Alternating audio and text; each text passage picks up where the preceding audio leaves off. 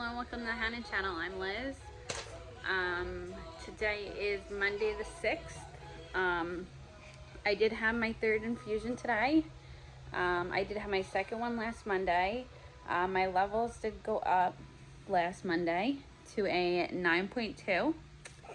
And then today they told me that they dropped to an 8.8, so that's an issue. My due date is next Thursday, the 16th. So now I have to go Wednesday and Friday to get 2 more infusions. So that way they can try to get my level to a 10 where it needs to be.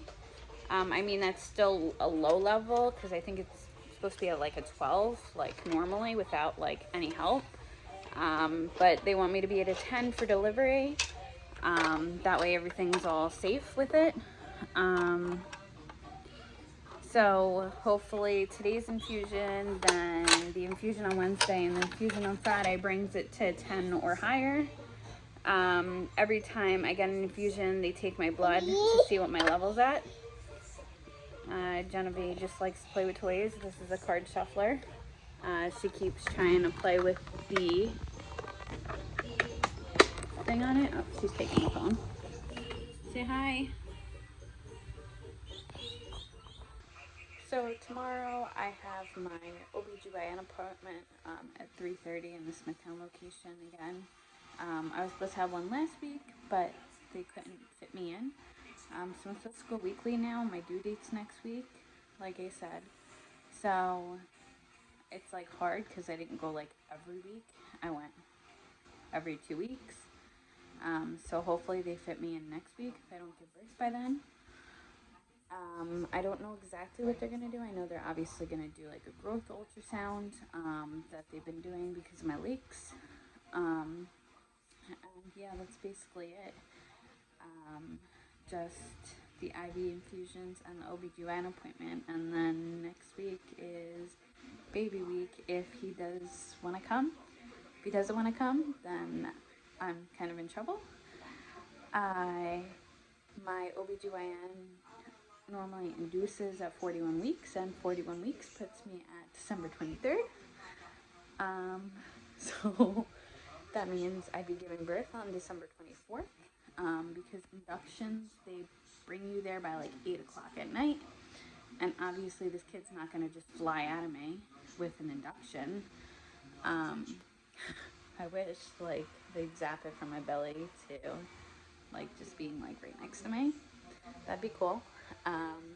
But yeah, I don't want to be in the hospital for Christmas Eve or Christmas. With Genevieve, I did end up being in the hospital for Easter, but I did come home on Easter. I was 3 days in the hospital because she was yellow.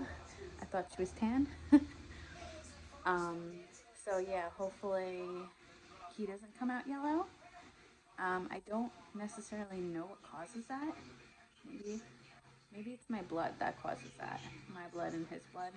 Because I don't know if he's going to be O negative. Genevieve's not. John's not. I am. Yeah, so pray that he comes by next week. For some reason, I feel like sometimes he wants to come early. And it scares crap out of me because I'm terrified again. When I went to the ER that one day, I was like freaking out. I was like, oh my goodness, I have to push baby out again, and I'm scared because I don't really remember much of the last one because they gave me the IV cocktail and it messed me up so bad. Like, I had no idea what was going on. So when we went to the ER the last time, I told them that I wasn't getting an epidural. Like, I don't want it. I'm terrified of needles, even though I have to keep getting an IV all the time, and like blood work and stuff done. And then I get the Rogam shots and stuff like that. But I don't want it. It scares me that they have to like numb you and the needle's huge. So I was like, yeah, you can just give me the IV cocktail. That's fine. I'll just go in and out of consciousness and like talk about random things and just yell that it's like time for me to deliver. And then push a few times, and then be done with it. So hopefully it works out like how Genevieve was born. I'll take that any day. I don't want a C-section. I'm scared of that too, because they literally just rip your insides out and put them on the table for everybody to see, and then they put them back, and then supposedly it like feels like they're moving around, and I do not want that. I do not want to have to wear like a belly band constantly and then like walk and feel like my freaking belly is just gonna fall out. So pray everything's good, fingers crossed. I don't want to be induced a week late. If they want to induce me a few days after my due date, that's perfectly fine. We'll go with the 17th, and then I'll have the baby on the 18th. But yeah, sometimes it feels like he's gonna come early because like I get pains in my belly. There was one time when I was pregnant with Genevieve that I was at the bowling alley watching John bowl with his bowling league, and I guess I was getting Braxton Hicks, and I was terrified that I was gonna give birth at this ghetto bowling alley in like Quorum, and I was about to like start crying because I didn't know what was going on. So like I told John that I needed to leave and go home, so I left. I went home, and then I was perfectly fine, you know, because she didn't want to come out. So sometimes I get like the feeling that I got when my water broke with Aurora. So at least I know like what it is like when water breaks. It's just like a very uncomfortable feeling in your belly, and then you feel like you have to pee, and then you stand up and you hear like a pop, and then just water flies out of you. And then you can't stop it, and it's just all over the place. It's disgusting. Yeah, so I'm just terrified that I'm gonna be somewhere and my water's gonna break too, and it's just gonna go all over everything, and that's gross. There was one time I was in Sam's too with Genevieve, and I started crying to my mom in the middle of the store because I was terrified that like I was in labor basically, but I wasn't. It was just the Braxton Hicks. I was like, I don't want to give birth in Sam's Club.